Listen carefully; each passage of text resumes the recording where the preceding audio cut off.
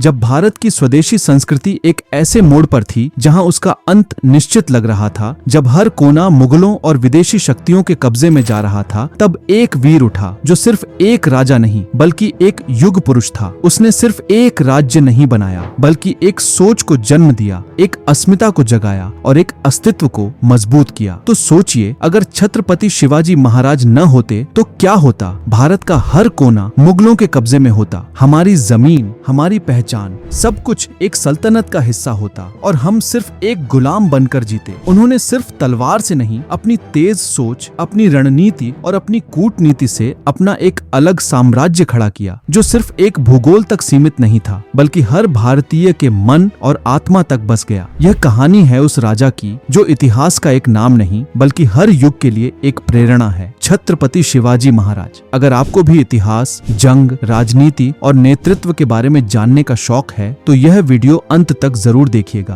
क्योंकि आज हम सिर्फ छत्रपति शिवाजी महाराज की कहानी नहीं बल्कि हम उनकी कूटनीति से भरी रणनीति और उससे सीखने योग्य नेतृत्व के तत्वों पर चर्चा करेंगे।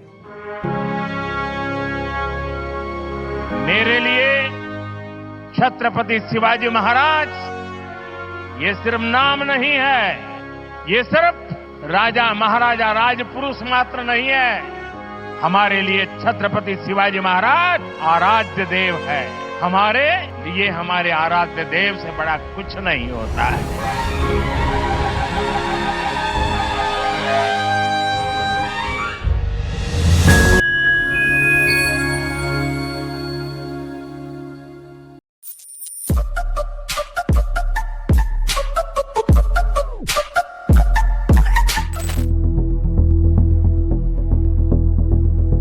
छत्रपति शिवाजी महाराज का जन्म 19 फरवरी 1637 को शिवनेरी किला, पुणे में हुआ। उनके पिता शाहजी राजे भोसले बीजापुर के आदिल शाही सल्तनत के मुख्य सेनापति थे और उनकी मां जीजाबाई एक दूरदर्शी, धर्म में विश्वास रखने वाली माता थी। उन्होंने ही शिवराय को रामायण, महाभारत और राजनीति के महत्वपूर्ण पाठ सिखाए, जो आगे चलकर उनके राज्य और युद्ध नीति का आधार बने। जब दूसरे बच्चे खेल रहे थे तब छत्रपति शिवाजी महाराज तलवार चलाना सीख रहे थे। उन्होंने बचपन से ही गेरिला युद्ध नीति, सैनिक रणनीति और शत्रु की मनोवृत्ति को समझना शुरू कर दिया था। और सबसे बड़ी बात, छत्रपति शिवाजी महाराज को सिर्फ लड़ना नहीं बल्कि जीतना आता था। जब शिवराय सिर्फ 16 साल के थे तब उन्होंने अपनी पहली विजय तोरणा किले पर हासिल की। यह सिर्फ एक फोर्ट नहीं था बल्कि एक बहुत बड़ा संदेश था, छत्रपति शिवाजी महाराज के स्वराज्य का पहला कदम का। उन्होंने अपनी रणनीति और तेज दिमाग से मुगल और आदिल शाही सल्तनत को चकमा दिया। तोरणा फोर्ट आदिल शाही के कब्जे में था, लेकिन उनके सिपाही खत्म हो चुके थे और इसी का फायदा उठाकर शिवराय ने बिना बड़े युद्ध किए ही फोर्ट्स को अपने कब्जे में कर लिया था। इस जीत के बाद छत्रपति शिवाजी महाराज ने अपनी सेना को और भी मजबूत किया और एक एक करके नए नए फोर्ट्स जीतने लगे। उन्होंने चाकण, कोंढाणा और राजगढ़ जैसे मजबूत फोर्ट्स को भी अपने अधिकार में कर लिया। यह सभी फोर्ट्स रणनीति और युद्ध कौशल का एक जीता जागता उदाहरण थे। छत्रपति शिवाजी महाराज सिर्फ बल से नहीं बल्कि अपनी सूझबूझ से भी लड़ते थे। उनका यह तरीका उनके शत्रुओं के लिए एक भारी समस्या बन गया, क्योंकि वह न समझ पाए कि शिवराय का अगला कदम क्या होगा।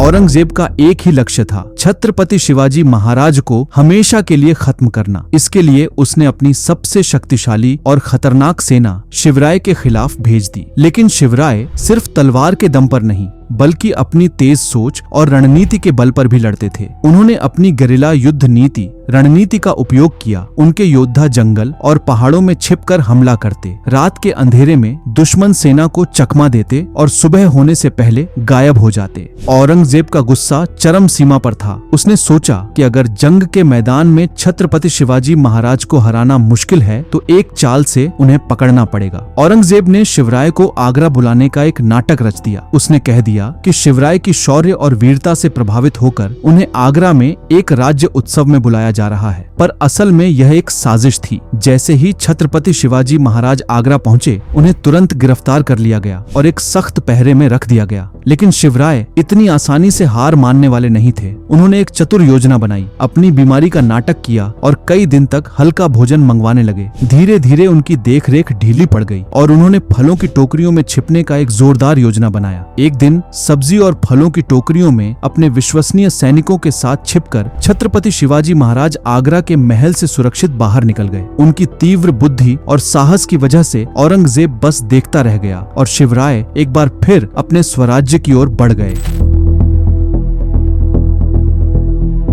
आदिल शाही ने छत्रपति शिवाजी महाराज को चकमा देने के लिए अफजल खान को भेजा, जो एक शातिर और कठोर योद्धा था। अफजल खान ने अपनी चतुराई दिखाते हुए शिवराय को एक शांति मिलन के बहाने प्रतापगढ़ बुलाया। उसका इरादा था कि जैसे ही शिवराय निर्धारित जगह पर आएंगे वह उन्हें अपनी ताकत से कुचल देगा। लेकिन छत्रपति शिवाजी महाराज इस चाल को पहले ही समझ गए थे। उन्होंने अपनी सुरक्षा के लिए एक लोहे का कवच पहना और अपने हाथों में छिपा हुआ वाघ नख, बाघ के नाखून जैसे तीखे हथियार तैयार रखा। जब दोनों मिले, अफजल खान ने शिवराय को गले लगाने का नाटक किया और उसी पल अपनी छुरी निकालकर शिवराय पर वार कर दिया। लेकिन छत्रपति शिवाजी महाराज तैयार थे। उन्होंने तुरंत अपने वाघ नख से अफजल खान के पेट पर एक तेज वार किया, जो इतना गहरा था कि अफजल खान चिल्ला उठा। अफजल खान ने बचने की कोशिश की, पर महाराज के सैनिकों ने उसका सिर धड़ से अलग कर दिया। यह जीत सिर्फ एक शत्रु पर जीत नहीं थी, बल्कि यह एक बड़ा संदेश था कि शिवराय किसी भी चक्रव्यूह का समाधान निकालने में माहिर थे।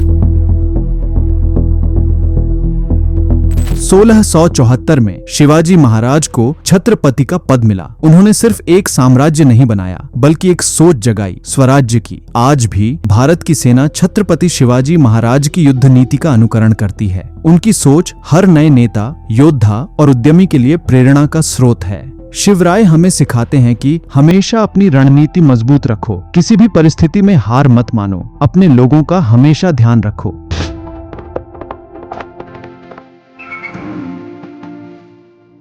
छत्रपति शिवाजी महाराज की वीरता, विचारधारा और न्यायप्रियता ने कई पीढ़ियों को प्रेरित किया है।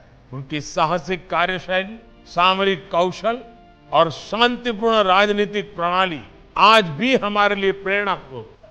हमें इस बात का गर्व है कि दुनिया के कई देशों में आज भी छत्रपति शिवाजी महाराज की नीतियों की चर्चा होती है और उस पर रिसर्च होती है।